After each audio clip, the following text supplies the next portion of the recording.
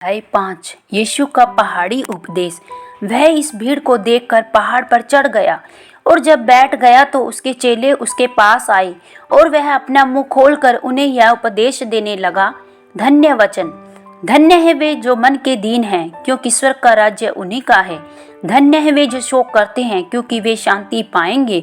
धन्य है वे जो नम्र और क्योंकि वे पृथ्वी के अधिकारी होंगे। धन्य है वे जो धार्मिकता के भूखे और प्यासे हैं, क्योंकि वे तृप्त किए जाएंगे। धन्य है वे जो दयावंत हैं, क्योंकि उन पर दया की जाएगी। धन्य है वे जिनके मन शुद्ध हैं, क्योंकि वो परमेश्वर को देखेंगे। धन्य है वे जो मेल कराने वाले हैं, क्योंकि वे परमेश्वर के पुत्र कहलाएंगे। धन्य है वे जो धार्मिकता के कारण सताए जाते हैं, क्योंकि स्वर्ग का राज्य उन्हीं का है। धन्य हो तुम जब मनुष्य मेरे कारण तुम्हारी निंदा करे और सताए और झूठ बोल बोल कर तुम्हारे विरोध में सब प्रकार की बुरी बात कहे, तब आनंदित और मगन होना, क्योंकि तुम्हारे लिए स्वर्ग में बड़ा फल है। इसलिए कि उन्होंने उन भविष्यवक्ताओं को जो तुमसे पहले थे इसी रीति से सताया था। नमक और ज्योति, तुम पृथ्वी के नमक हो, परंतु यदि नमक का स्वाद बिगड़ जाए तो वह फिर किस वस्तु से नमकीन किया जाएगा? फिर वह किसी काम का नहीं, केवल इसके कि बाहर फेंका जाए, मनुष्य के पैरों तले रौंदा जाए।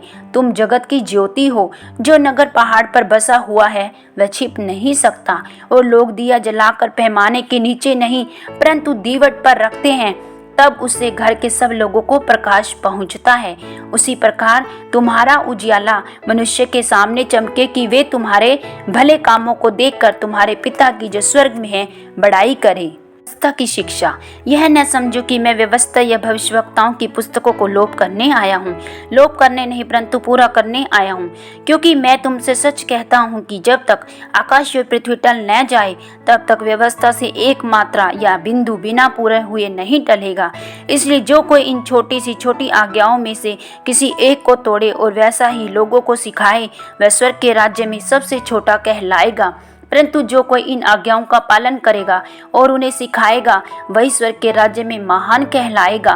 क्योंकि मैं तुमसे कहता हूँ कि यदि तुम्हारी धार्मिकता शास्त्रियों फरीसियों की धार्मिकता से बढ़कर न हो तो तुम स्वर्ग के राज्य में कभी प्रवेश करने ना पाओगे। तुम सुन चुके हो कि पूर्व काल के लोगों से कहा गया था कि हत्या ना करना, और जो कोई हत्या करेगा वह कचहरी में दंड के योग्य होगा। परंतु मैं तुमसे यह कहता हूँ कि जो कोई अपने भाई पर क्रोध करेगा वह कचहरी में दंड के योग्य होगा। जो कोई अपने भाई को निकम्मा कहेगा वह महासभा में दंड के योग्य होगा। जो कोई कहे अरे मूर्ख, वह नरक की आग के दंड के योग्य होगा। इसलिए यदि तू अपनी भेंट वेदी पर लाए और वहां तू समरण करे कि तेरे भाई के मन में तेरे लिए कुछ विरोध है, तो अपनी भेंट वहीं वेदी के सामने छोड़ दे और जाकर पहले अपने भाई से मेल मिलाप कर, तब मुद्दई के साथ अपने मार्ग में ही उससे झटपट मेल मिलाप कर ले। कहीं ऐसा न हो कि मुद्दई तुझे हाकिम को सौंप दे और हाकिम तुझे सिपाही को सौंप दे और तू बंदी गृह में डाल दिया जाए। मैं तुझसे सच कहता हूँ, जब तक तू कोड़ी कोड़ी भर न दे तब तक वहां से छूटने न पाएगा। व्यभिचार। तुम सुन चुके हो कि कहा गया था व्यभिचार न करना, परंतु मैं तुमसे यह कहता हूँ कि जो कोई किसी स्त्री पर कुदृष्टि डाले वह अपने मन में उससे व्यभिचार कर चुका। यदि तेरी दाहिनी आंख तुझे ठोकर खिलाए तो उसे निकाल कर फेंक दे, क्योंकि तेरे लिए यही भला है कि तेरे अंगों में से एक नष्ट हो जाए और तेरा सारा शरीर नरक में ना डाला जाए। यदि तेरा दाहिना हाथ तुझे ठोकर खिलाए तो उसको काट कर फेंक दे, क्योंकि तेरे लिए यही भला है कि तेरे सारे अंगों में से नष्ट न हो, तेरा सारा शरीर नरक में न डाला जाए। तलाक। यह भी कहा गया था, जो कोई अपनी पत्नी को तलाक देना चाहे तो उसे त्याग पत्र दे। परंतु मैं तुमसे यह कहता हूँ कि जो कोई अपनी पत्नी को व्यभिचार के सिवा किसी और कारण से तलाक दे तो वह उससे व्यभिचार करवाता है।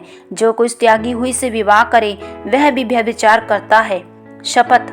फिर तुम सुन चुके हो कि पूर्व काल के लोगों से कहा गया था, झूठी शपथ न खाना, परंतु प्रभु के लिए अपने शपथ को पूरी करना। परंतु मैं तुमसे यह कहता हूँ कि कभी शपथ न खाना, न तो स्वर्ग की, क्योंकि वह परमेश्वर का सिंहासन है, न धरती की, क्योंकि वह उसके पांव की चौकी है, न यरूशलेम की, क्योंकि वह महाराजाओं का नगर है। अपने सिर की भी शपथ न खाना, क्योंकि तू एक बाल को भी न उजला न काला कर सकता है। परंतु तुम्हारी बात हाँ की हाँ और ना ही की ना हो, क्योंकि जो कुछ इससे अधिक होता है वह बुराई से होता है। प्रतिशोध। तुम सुन चुके हो, कहा गया था, आंख के बदले आंख, दांत के बदले दांत। परंतु मैं तुमसे यह कहता हूँ कि बुरे का सामना न करना, परंतु जो कोई तेरे दाहिने गाल पर थप्पड़ मारे उसकी और दूसरा भी फेर दे। यदि कोई तुझ पर नालिश करके तेरा कुर्ता लेना चाहे तो उसे दोहर भी लेने दे। जो कोई तुझे कोस भर बेगार में ले जाए उसके साथ 2 कोस चला जा। जो कोई तुझसे मांगे उसे दे, जो तुझसे उधार लेना चाहे उसे मुंह न मोड़।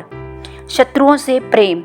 तुम सुन चुके थे, कहा गया था, अपने पड़ोसी से प्रेम रखना, अपने बैरी से बैर।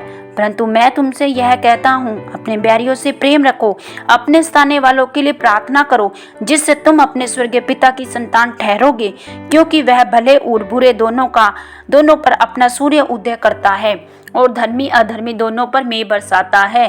क्योंकि यदि तुम अपने प्रेम रखने वालों ही से प्रेम रखो तो तुम्हारे लिए क्या फल होगा?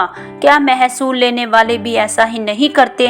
यदि तुम केवल अपने भाइयों को नमस्कार करो तो कौन सा बड़ा काम करते हो? क्या अन्य जाति भी ऐसा नहीं करते? इसलिए चाहिए कि तुम सिद्ध बनो जैसा तुम्हारा स्वर्गीय पिता सिद्ध है। आमीन।